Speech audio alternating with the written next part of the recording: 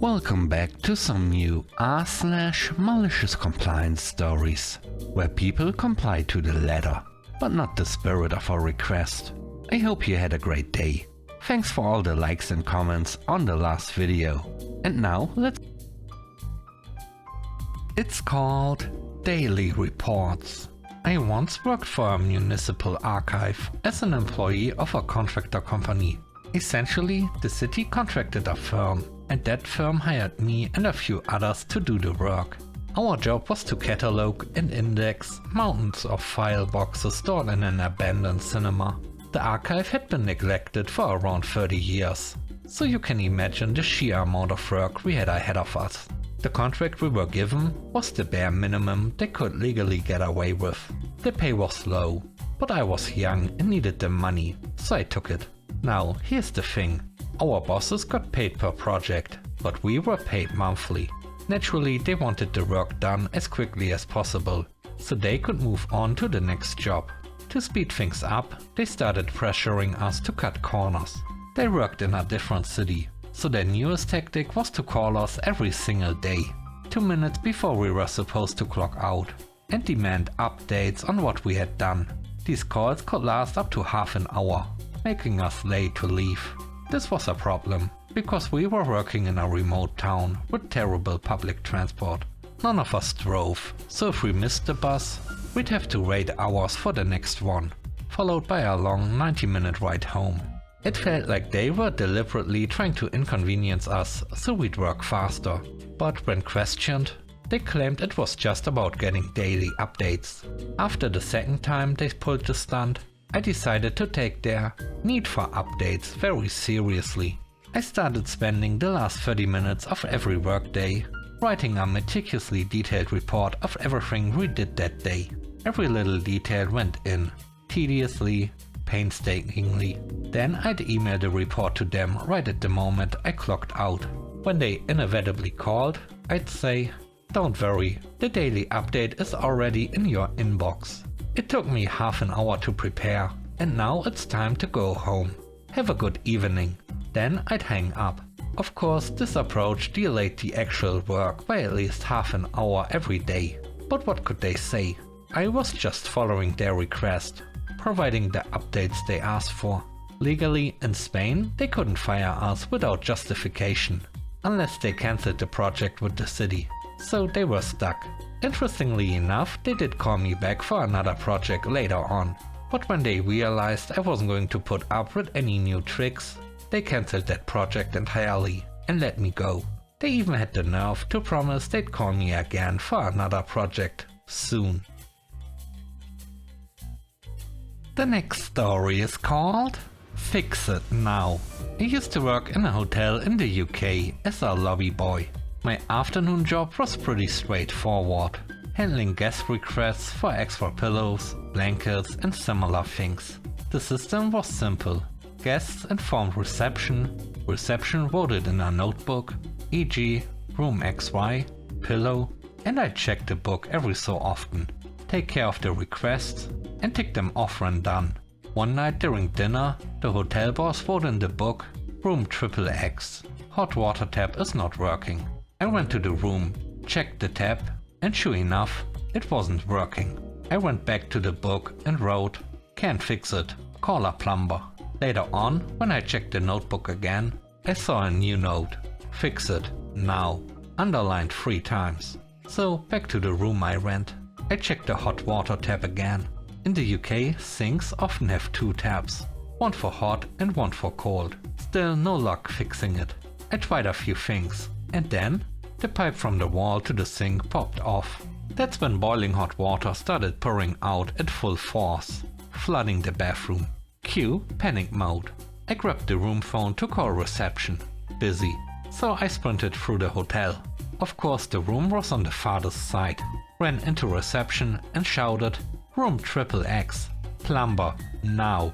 Then I rushed back to the room. The water was still gushing, so I sat on the edge of the bathtub, holding the broken pipe so the water poured into the tub instead of flooding the floor. After about 3 minutes of this, the hotel boss peeked into the bedroom, turned pale and ran away. 5 more minutes passed. and then the fire alarms went off, triggered by all the steam. Thankfully the staff already knew what was happening, so they assured the guests it was a false alarm and didn't evacuate the hotel. Finally, 10 minutes later, someone managed to shut off the water supply to that entire wing of the hotel. A plumber arrived and fixed the issue in just 3 minutes. But then came the fun part, cleaning up. Surprisingly, the bathroom I was in wasn't too badly flooded, so I went one floor down to check. Sure enough, in the bathroom below, I found a ceiling lamp, a bowl-shaped cover, filled to the brim with water, with the light bulb still sitting inside it. Oh. I turned off the light, drained the water from the lamp, and cleaned that bathroom too.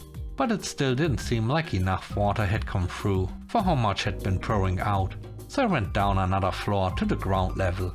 That's where I found the real problem.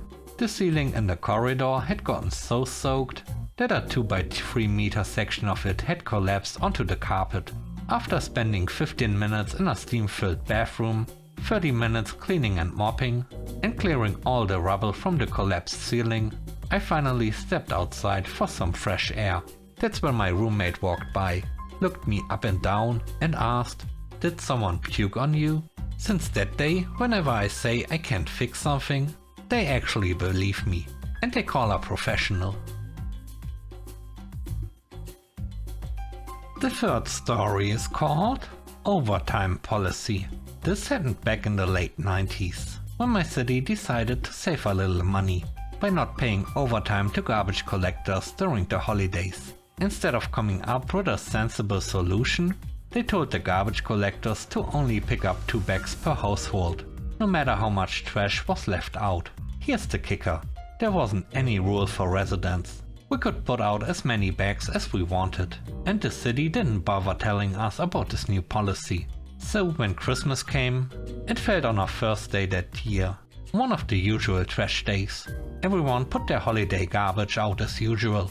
Mounds of wrapping paper, boxes, leftovers, and anything else that didn't fit in the bins. The following Monday, the garbage collectors, sticking to their orders, only took 2 bags per house. The rest stayed exactly where it was. By the end of the week, the streets looked like something out of a post-apocalyptic movie. Bags were piled high on curbs and sidewalks. Some houses had 10+ bags just sitting there. It didn't take long before the city realized their plan was backfiring spectacularly. Eventually, the garbage collectors had no choice but to haul everything away.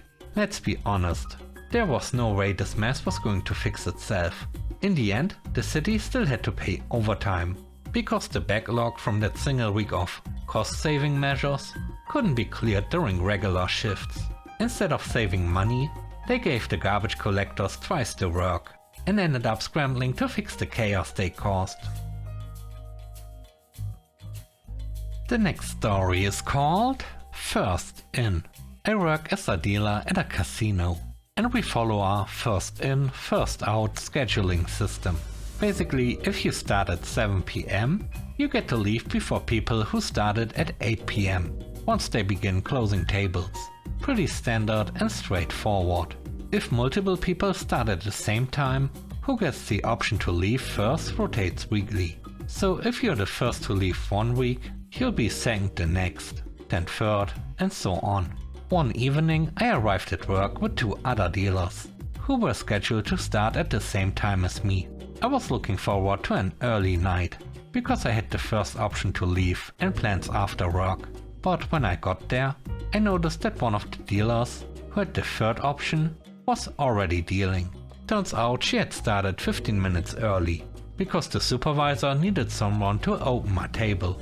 Fast forward 6 hours, and it's time to start closing tables. I'm ready to leave, but to my surprise, I see the dealer who started early heading out before me. When I pointed out that I was supposed to leave first, she gave me a smug smile and said, "Well, I started before you, so I have the first option," and walked off, looking very pleased with herself. I was annoyed and brought it up with the supervisor, but he just shrugged and said, "It's policy, game on."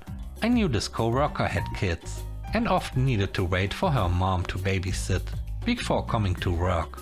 so she wasn't always early for her shifts. I, on the other hand, had no such obligations, so I started showing up 2 hours before my scheduled shifts and relaxing in the employee break room. I'd let the supervisor know I was there, and they'd always call me to start early. This meant I had the first option to leave every single time. For 3 weeks straight, I was leaving early while she had to stay late every night. She was clearly getting frustrated. One evening, she said, "It would be nice to get off before close, just once."